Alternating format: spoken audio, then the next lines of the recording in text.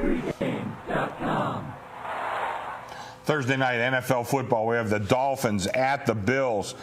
The Bills are a 1.5-point favorite. The total's 45. We're going to go to VR for his opinion on this game. VR, my friend, what do you think? Got to go with the road team here. I like Miami. I know the price is short at Bills -1.5. It's pretty much a coin toss. You just got to win the game. But there's a lot of reasons I like Miami.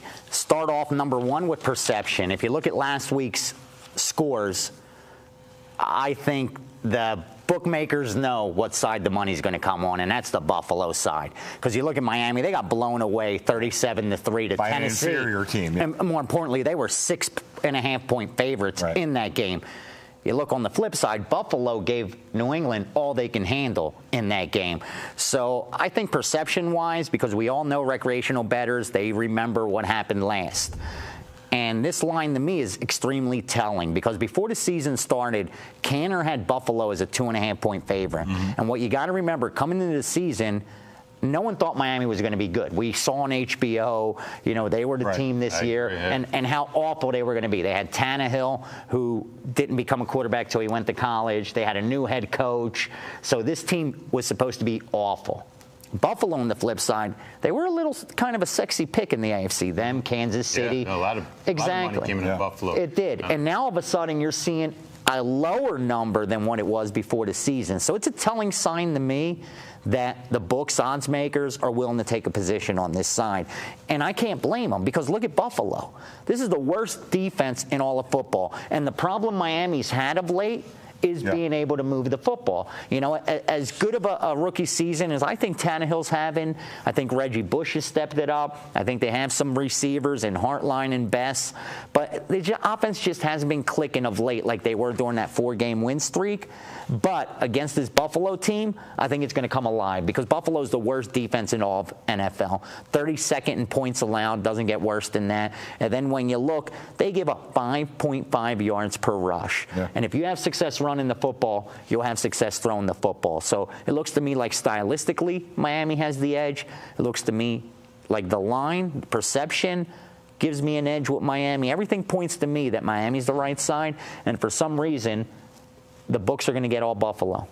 Chuck Edel. I agree. I was told a long time ago by somebody, when you look at the NFL, if you skip the previous week and you look at the NFL, you'll have a different perspective. And I agree, the perception, New England and Buffalo played them, close. And New England already blew out Buffalo once earlier in the season. And owned them 22 out of 24. So how motivated could you be? They kind of let them get back in the game a little bit. And I agree with you. The Buffalo defense giving up 6.2 yards per play.